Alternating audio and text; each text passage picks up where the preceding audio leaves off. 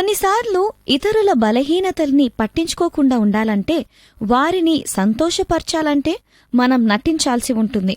ఒకరోజు రాత్రి ఒక తండ్రి అతని కొడుకు భోజనానికి కూర్చున్నారు.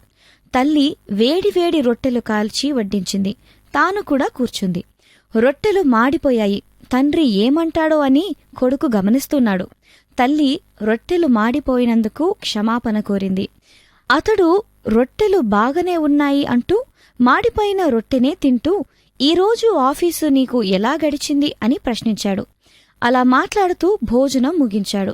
తల్లి అక్కడి నుండి వెళ్ళిపోయాక కొడుకు, నాన్నా, అమ్మతో అబద్ధం ఎందుకు చెప్పావు అని ప్రశ్నించాడు. తండ్రి అతని భుజముపై చెయ్యివేసి, అమ్మ వంట బాగు చేస్తుంది, నీకు తెలుసు కదా. అమ్మ ఆఫీసులో పని వల్ల అలసిపోయి ఉంటుంది. అయినా మాడిపోయిన రొట్టె తిన్నంత మాత్రాన నాకేమి నష్టం లేదు కదా. కాని కఠినమైన మాట అమ్మకు బాధ కలిగిస్తుంది కదా అన్నాడు. ప్రేమ దోషాలన్నిటినీ కప్పుతుందని బైబిల్ చెబుతుంది.